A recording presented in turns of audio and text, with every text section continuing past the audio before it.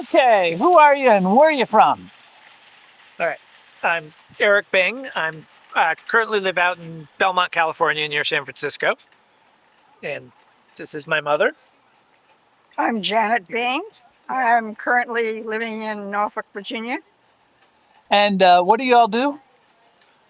So I'm on a leave of absence from a computer science job, and I'm actually I just trained to be a docent at the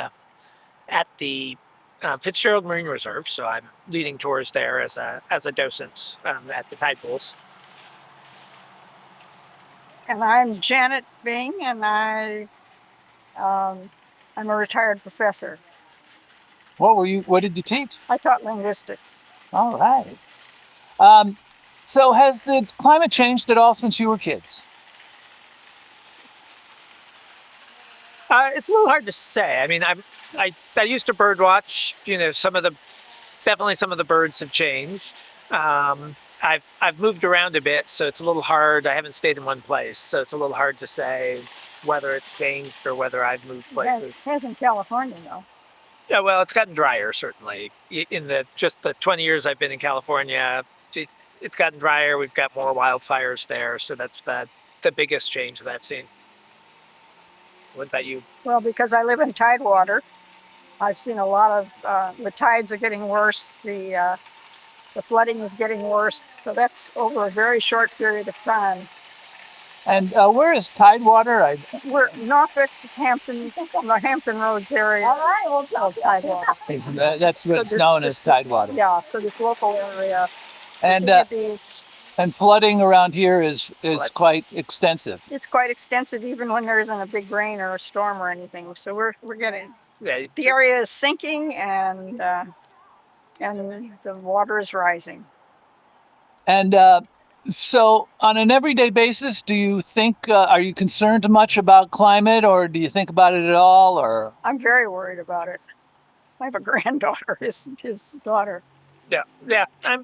I'm very concerned about it as well. Just from both from a environmental point of view, kind of a lot of the changes in species and the acidification of the ocean, but also, how it'll affect people all over the world, and some of the issues it's going to cause in terms of people losing water supply, wildfires, things like that. So, yeah, I'm concerned on a lot of different factors. should we be, given all that, should we be optimistic or pessimistic about the future? And is there anything we can do?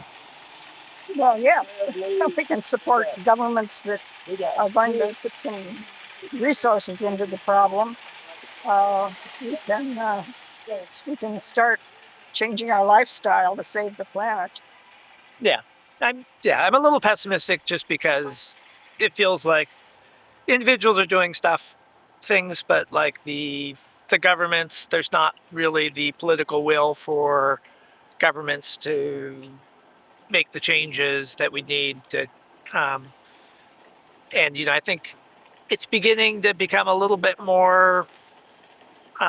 People are beginning to become more aware of it, but still not quite willing to push the government to make the changes that we need in order to switch things around before things get fairly radically changed.